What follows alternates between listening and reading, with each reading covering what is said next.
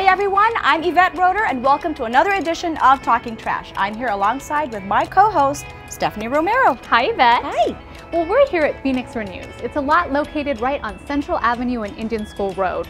It's a place that's full of artistic and gardening endeavors that truly inspires sustainability in our city. And we are standing right outside of the Shade House. It's a house built by ASU and University of New Mexico students. All about this house is solar energy. If you'll notice, right above us, we have 36 solar panels powering this house, and right below us, we are standing on what you think is wooden decking, but it's actually made out of recycled plastic bags. Quite incredible, right? That is incredible. I know. So let's get on with the show. Great idea. Well, first up, we will meet the national winners of the 2014 Recyclable Contest, presented by Keep America Beautiful. Let's check out what the students of Magnet Traditional have accomplished in their recycling efforts. It is fantastic what you've accomplished here at your school. I think it's just wonderful. You experienced a lot of teamwork, you worked together, you collected 33,300 pounds of recyclables. That's 63 pounds for each of you.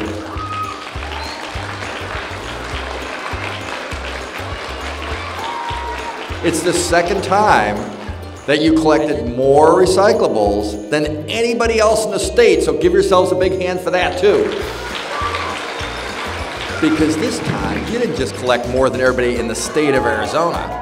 You collected more than everybody else in the whole country. Do you believe that? That's a big country. 2 years ago, you guys were number 11 in the country, and this year, you're number 1.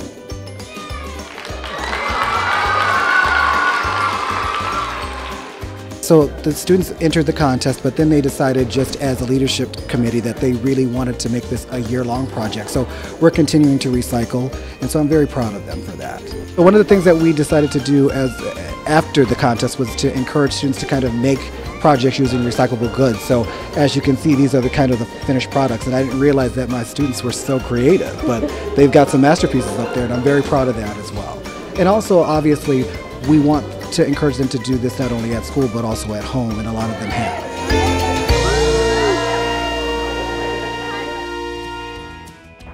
Way to go, Magnet Traditional students, and congratulations on all your accomplishments. And congratulations too to all the schools who participated in last year's event. Good luck this year. Our residents could really learn from that. Absolutely. Next, you'll learn about a local chef who uses his passion for gardening to be sustainable in his Phoenix Cafe. And have you ever wondered what you can do with your old sports equipment? Our recycling expert will answer your questions coming right up.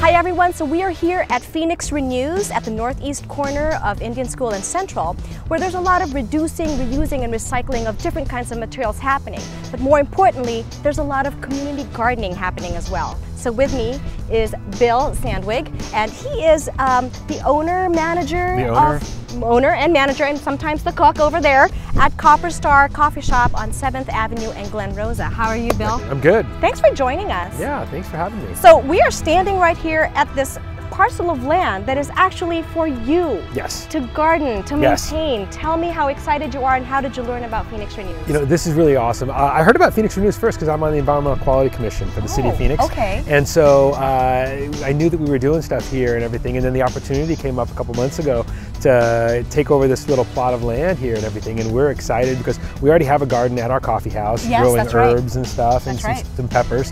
And this is the opportunity for us to grow a bunch of other great stuff to add to our menu and do some stuff with. So I imagine this is a little bigger than your garden Absolutely. over at Copper Star. Yeah, Great. definitely. What are you thinking of planting here? Well, we're definitely going to grow some salad vegetables, some zucchini. Going to try some heirloom tomatoes, get those going.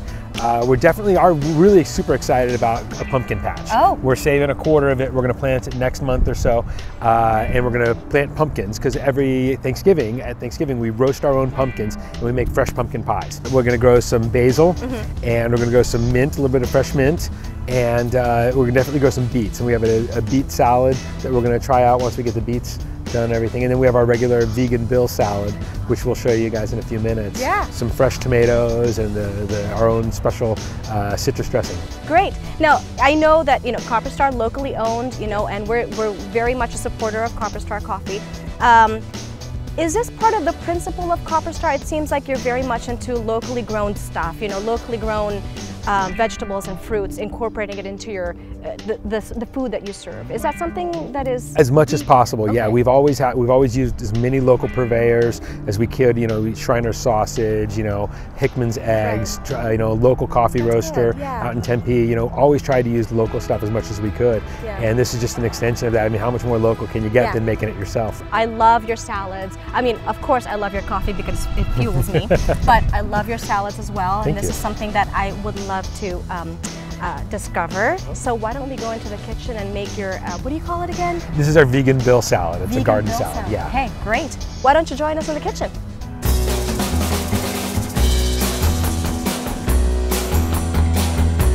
So we're here with Bill again. Earlier we talked about what he grows in the garden, but now this is where we're going to talk about how the garden works and all the good stuff, right? So we're going to make a salad. Exactly. We're gonna Okay. make a salad. We start with some just our regular greens that we're Okay. growing here, and then toss them in our. This is my honey citrus vinaigrette. Oh, okay. Using local honey, lemon off of my tree at home. Nice. So just Gingerly keep it or, on. everything. just kind of put 'em slop all it there. on. Yeah, throw it on. We're gonna toss that up. Okay.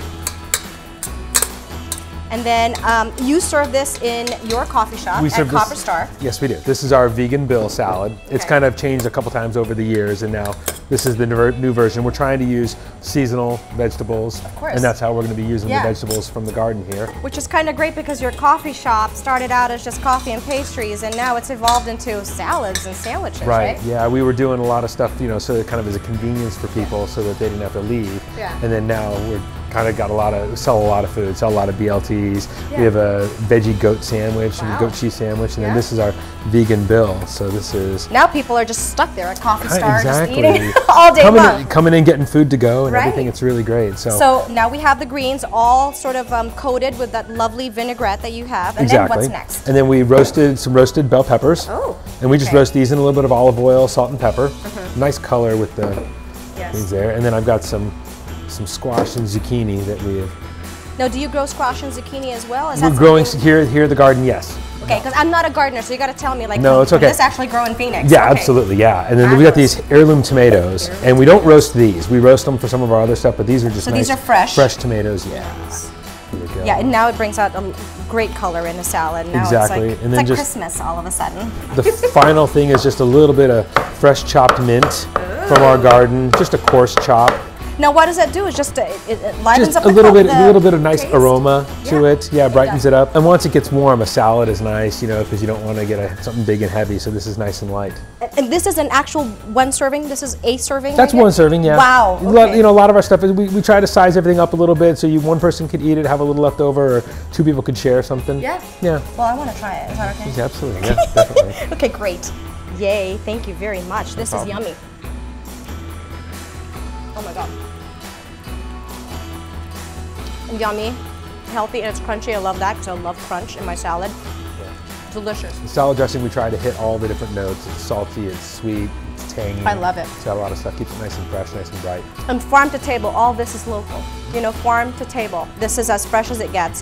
Thank you very much, Oh, thank Bill. you. This Yeah, is of yummy. course. I'm gonna have some more, okay? Absolutely. Yeah. Stay tuned.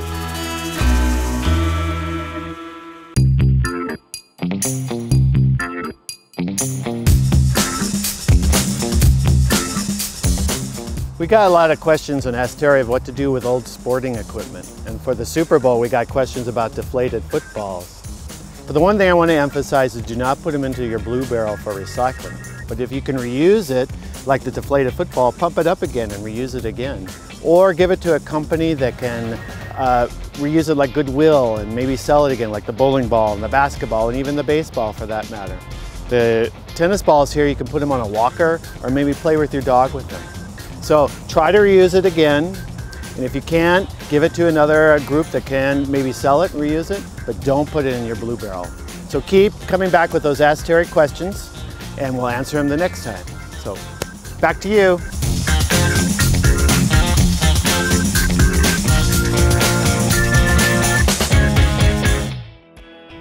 Thanks a lot, Terry. Now, if you've ever been to First Friday in downtown Phoenix, you've probably seen lots of cool artwork. Today, we're featuring a local plastic bottle artist, and she'll give us the inside scoop on how we can transform trash into art. Stay tuned. And next up, you'll meet our Shining Star employee. Meet our Shining Star employee. John Gilbert has worked for the City of Phoenix since May 2005. He started his career as a solid waste equipment operator, was later promoted to solid waste environmental specialist and lead, then to solid waste foreman. He is currently a solid waste supervisor. In this role, he coordinated the equipment, staff, and schedules for the NFL's Super Bowl Central Party in downtown Phoenix. The city had a crucial role in resource collection, and John's contribution was instrumental in ensuring its success. John was in constant contact with many internal customers, the main one being the Phoenix Convention Center, to ensure their waste and recycle collection was completed in a timely manner. He also was in contact with the host committee coordinator, and as a result, all collection of recycling and trash resources was completed without a problem. John also worked on coordinating the movement of the rock climbing wall from the Grand Canyon Experience for safekeeping until the Parks Department was ready for it. John's willingness to step up helped keep the team on track. On behalf of the whole department, we really appreciate your efforts. Thanks for all that you do, John.